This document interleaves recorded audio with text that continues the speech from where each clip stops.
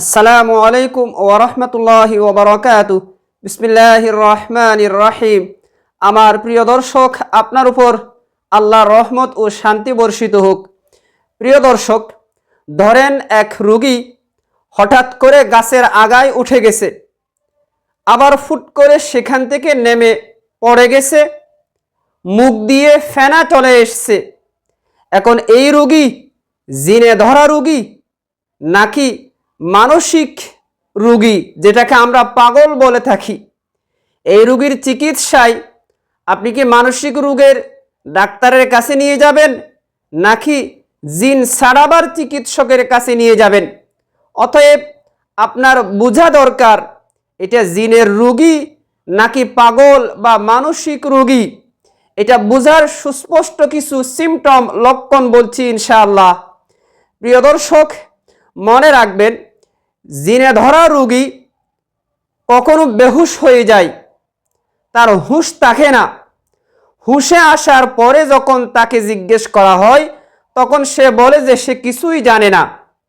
অতএব এই বেহুশ হয়ে যাওয়া এটা জিনে ধরা রোগীর একটি লক্ষণ, যা মানসিক রোগী বা পাগল আমরা যেটাকে বলি, পাগল বা মানসিক রোগী সে বেহুশ হয় না। 2 নাম্বার, জিনে ধরা রোগী অস্বাভাবিক আচরণ করে, তার সবসময় অবস্থা এক ধরনের থাকে না।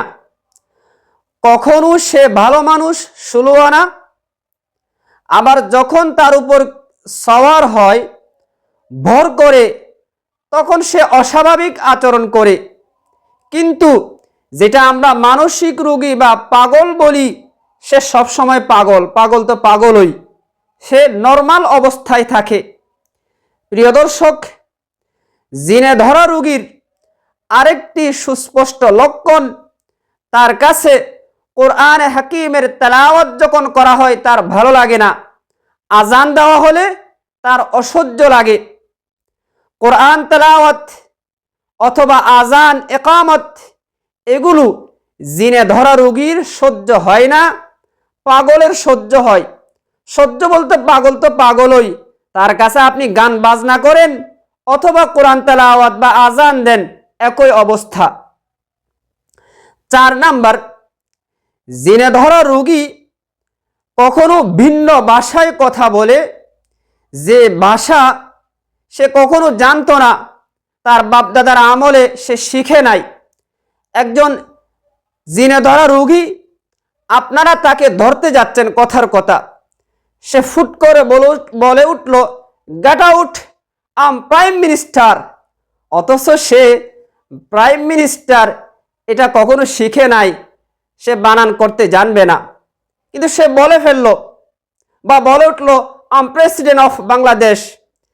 নিশ্চিত ধরে নিবেন, যেহেতু সে এমন ভাষায় কথা বলছে যে ভাষা সে জানে না, সুতরাং তার উপর অন্য জিনিস ভর করে আছে।